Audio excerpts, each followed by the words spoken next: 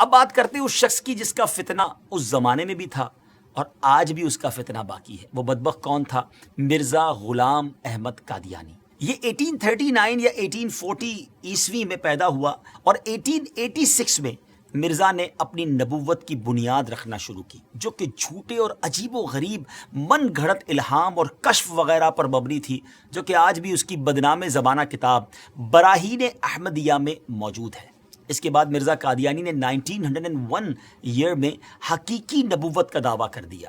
یہ شخص انبیاء کرام کا نہایت گستاخ تھا۔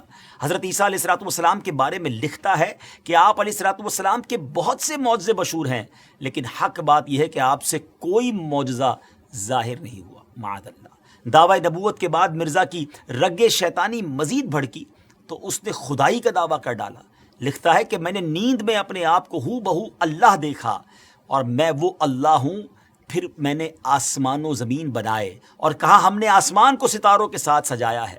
استغفر اللہ، استغفر اللہ۔ دیگر جھوٹے نبوت کے دعوے داروں کی طرح مرزا غلام قادیانی نے بھی کچھ پیشن گوئیاں کی تھیں، مگر ان کا انجام مسیلمہ کذاب کی طرح ہی ہوا۔ چند باتیں بتاتا ہوں اس بارے میں کہ نمبر 1، اس نے اپنے لیے ایک لڑکے کی پیشن گوئی کی کہ کہا تھا کہ انبیاء کا چاند ہوگا اور بادشاہ اس کے کپڑوں سے برکت لیں گے، مگر اس کے ہاں لڑکی ہو گئی تو اس پر کہنے لگا کہ وہی سمجھنے میں غلطی ہو گئی ہے، اب کی بار جو بچہ پیدا ہوگا وہ لڑکا جو ہے وہ انبیاء کا چاند ہوگا۔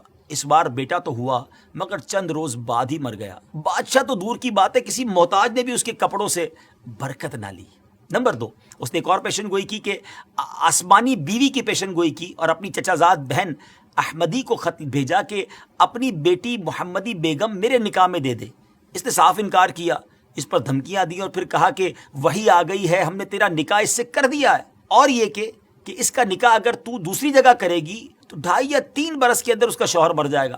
مگر اس خدا کی بندی نے اس بدبخت کی ایک نہ سنی اور سلطان محمد خان سے نکاح کر دیا۔ وہ آسمانی نکاح دھرا کا دھرا ہی رہ گیا، کچھ بھی نہ ہوا، وہ شوہر نہ مرا اور نہ کچھ اور ہوا۔ اللہ اکبر۔ ناظرین، جھوٹوں کا یہی انجام ہوتا ہے۔ بہرحال مرزا غلام احمد قادیانی نے قانون کا امتحان دیا، لاء کا امتحان دیا، ٹیسٹ دیا، مگر فیل ہونے پر تعلیم سے اس کا دل اچاٹ ہو گیا۔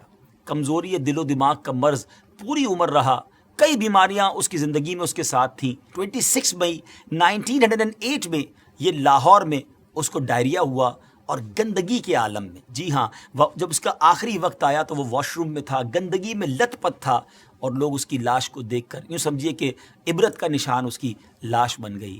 ناظرین، یہ ہے جھوٹے نبی کا انجام۔ ہم سب کو یقیناً یہ یقین ہے، ہمارا ایمان ہے کہ ہمارے آقا علیہ الصلوۃ والسلام ہی آخری نبی ہیں، اور خود نبی پاک علیہ الصلوۃ والسلام نے جو فرما دیا، لا نبی بعدی، میرے بعد کسی نبی نے نہیں آنا، اور یہی ہمارا ایمان، یہی ہمارا بلیف ہے۔ لیکن ایک بات یاد رکھنی ہے کہ اس طرح کے دعوے کرنے والے، اس طرح کی جرت کرنے والے، اس طرح کا کلیم کرنے والے لوگ اور بھی آئیں گے، کیونکہ علماء کرام نے نبی پاک علیہ الصلوۃ والسلام کی احادیث سے جو ایکسٹریکٹ کیا ہے، جو شرح بیان کی ہے، وہ یہی ہے کہ قیامت سے پہلے اور بھی نبوت کے دعوے دار آئیں گے۔ ہو سکتا ہے اس دور میں، ہو سکتا ہے کچھ دنوں کے بعد یا کچھ سالوں کے بعد، لیکن مسلمانوں کا شروع سے یہ عقیدہ رہا کہ ان جھوٹے دعوے داروں کی طرف کوئی توجہ نہیں کرنی۔ ہم سب کا عقیدہ، ہمارا بلیف اتنا مضبوط ہونا چاہیے، اور ہے الحمدللہ کہ ہمارے آقا علیہ الصلوۃ والسلام ہی آخری نبی ہیں۔ کیا خوبصورت قرآن پاک کی سورہ احزاب کی آیت نمبر 40 ہے نا، اللہ تعالیٰ قرآن مجید میں کیا ارشاد فرماتا ہے؟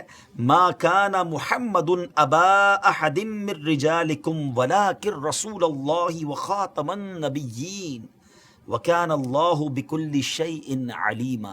سبحان اللہ، کتنا خوبصورت اس کا ترجمہ ہے۔ محمد تمہارے مردوں میں کسی کے باپ نہیں ہیں، لیکن اللہ کے رسول ہیں اور سب نبیوں کے آخر میں تشریف لانے والے ہیں، اور اللہ سب کچھ جاننے والا ہے۔ تو الحمدللہ یہ چمکتا دمکتا عقیدہ مسلمانوں کا صبح قیامت تک انشاءاللہ جاری و ساری رہے گا کہ اللہ کے آخری نبی جناب محمد الرسول اللہ صلی اللہ تعالیٰ علیہ وسلم ہیں، اور یہی ہمارا ایمان ہے۔ بہرحال ان جھوٹے نبوت کے دعوے داروں کے بارے میں ہم نے جانا، اور علماء احادیث کی شرح کرتے ہوئے لکھتے ہیں کہ یہ نشانی ابھی اور چلنی ہے، یعنی اور لوگ بھی قیامت سے پہلے اس طرح کے دعوے کرتے رہیں گے اور مسلمان ان سے نپٹتے رہیں گے۔ بہرحال اللہ کریم ہم سب کو سچے ایمان والا، صحیح عقیدے والا مسلمان بنائے۔